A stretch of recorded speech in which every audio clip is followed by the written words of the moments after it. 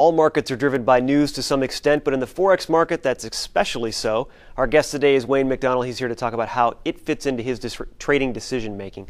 Wayne, thanks for being here. My pleasure. Well, how do you use news to affect the decisions you make in the Forex market every day? Well, first of all, a lot of new traders into the Forex market, they say, oh, I'm just a technical trader. They just use technical analysis. Nothing wrong with that. I love technical analysis as well.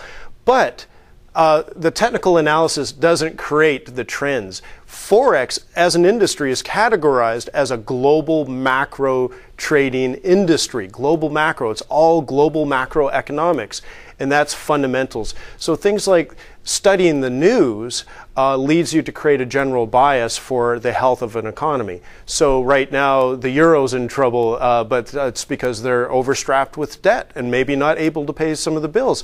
So obviously the valuation of the euro is coming down. That's a fundamental play. Now there's lots of technical trades along there, but fundamentally speaking, the eurozone is weak. Another way to use fundamental analysis is to try to understand the decision-making process of a central bank.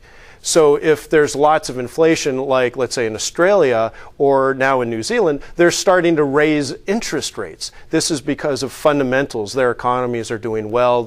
They actually have inflation. Aussie jobs, the Aussie job news recently has been very good. China's export data is really good. So it's showing that the Asian economies are starting to do pretty good. That's what fundamental analysis is the study of the economic data, but most importantly, how does a central banker review this to create and shape their policies?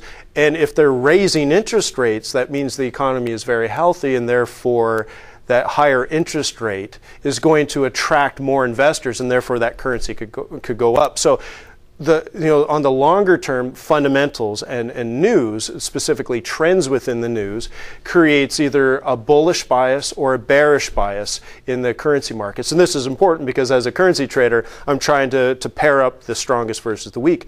But within that, you have individual news events like a jobs report or a GDP report or something to that effect.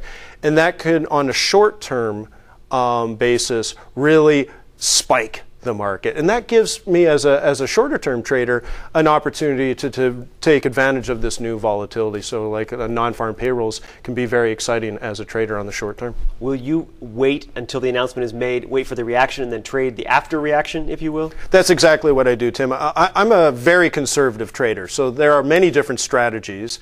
Some traders put trades into the market before the news comes out. Or they'll try to scalp the news seconds after it comes out. But I find that a little bit too risky. And there's certain things like the spreads can get more expensive and slippage and all these different things that could occur.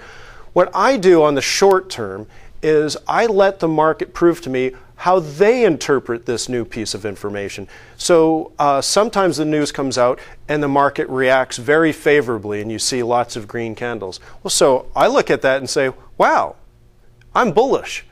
But as someone who's bullish, I don't like to buy high.